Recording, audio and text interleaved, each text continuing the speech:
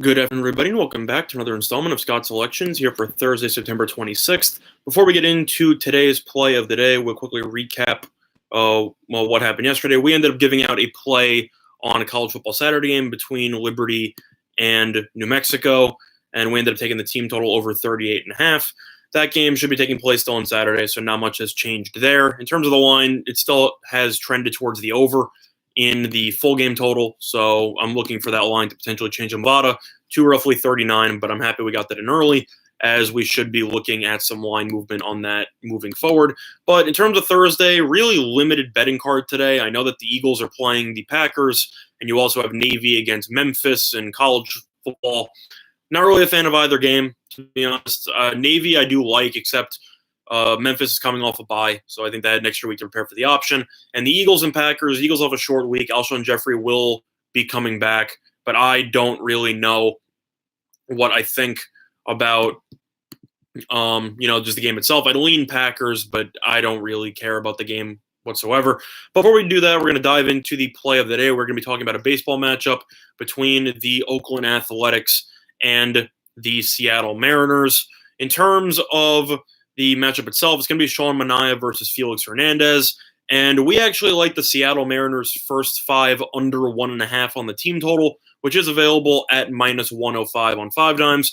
Main reason why we like this is because of the fact that Sean Manaea has been absolutely fantastic so far since returning from the IL a couple of weeks ago. He's currently 3-0 this season with a 1.14 ERA.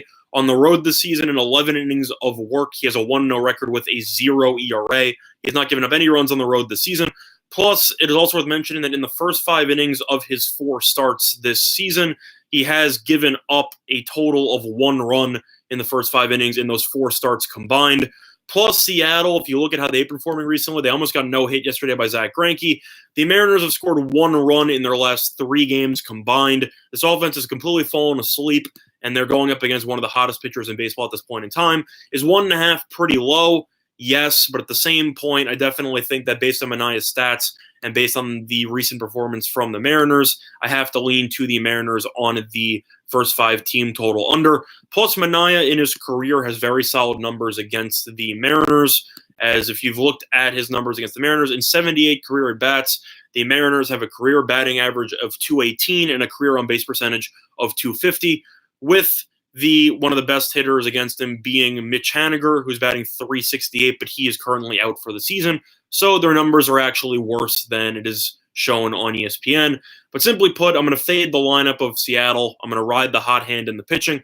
In terms of why I don't like the A's on the full game, I definitely think they should win the game, but I definitely don't want to lay the minus 1.5, roughly minus 125.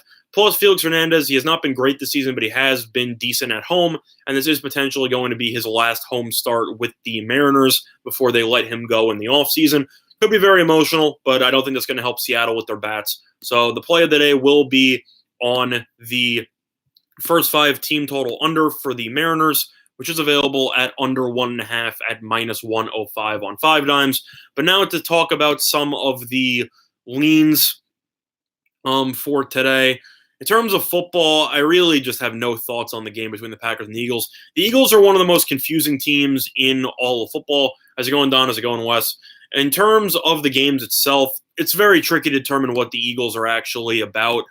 On one hand, they're 1-2. On the other hand, you can argue they should be 3-0 if Aguilar and Goddard did not drop those passes in weeks 2 and 3. I don't think the Eagles are that bad of a team. I know Alshon Jeffrey is playing in the game today, which should help the receiving core.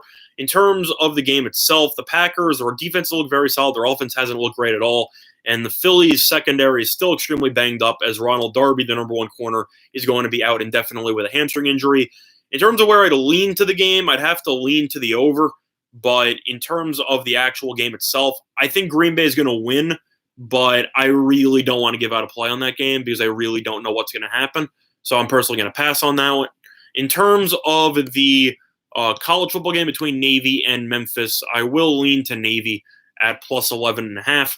Simply put, I think Memphis has a decent team, but Navy would run in the triple option, even though Memphis had an extra week to prepare for it.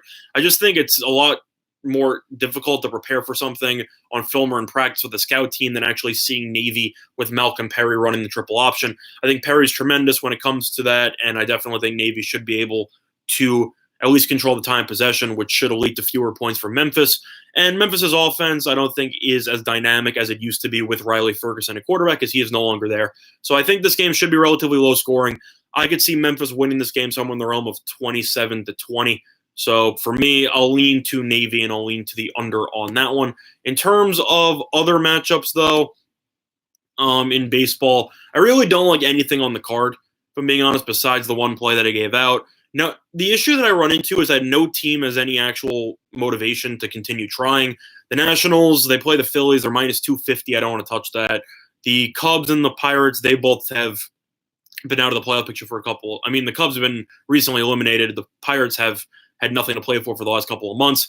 Mets got eliminated yesterday, and Jeff McNeil fractured his wrist, so he's out indefinitely. I don't think the Mets care about that game. The Indians definitely care. They're currently at minus 180 on the money line. Cease was actually decent in his last start. Savale is still pretty good, but I don't want to lay minus 180. Houston's still trying, but they're laying 250. And Barria's been decent at home, and Miley's been terrible in his last couple of starts.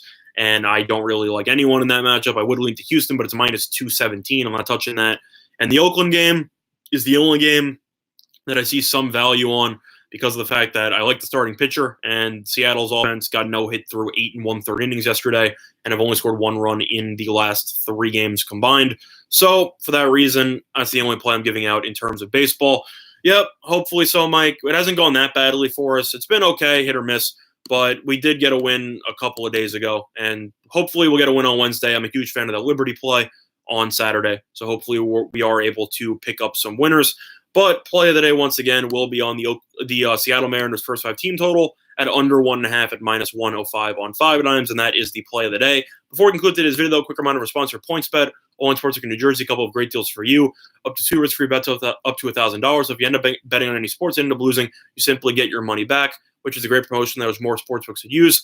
Quick question from Mike. Do I like Philly plus 7 and the under 47.5? In terms of the game itself, I think the Eagles will keep it close. I think 7 is ballpark. I think that makes sense. The issue that I have with Green Bay is that it seems like when their offense does well, it's mostly in the first half, as their offense is pretty much checked out in the second half of their last couple of games. Philly, on the other hand, they love to throw it with Wentz. The running backs have butterfingers as Miles Sanders continues to fumble the ball. Jordan Howard's been pretty much non-existent. I think Philly's going to try to air it out, especially with Jeffrey back in the lineup. Green Bay's defense is solid, but Philly still has one of the best offensive lines in all of football. Their defensive line is still great. Their secondary is completely banged up. But the Packers don't have many weapons on offense. Devontae Adams has done nothing this season. Scanling's been okay. He had a touchdown last week. And Jimmy Graham had a touchdown in week 1, but he's done nothing since. And Aaron Jones hasn't been that great in terms of consistency on the ground. I would lean to the Eagles plus the points, so I think that makes sense in terms of the plus 7. In terms of the under 47.5, I really don't know how to feel about the under. I would lean to the under, but Philly's going to love to throw the ball.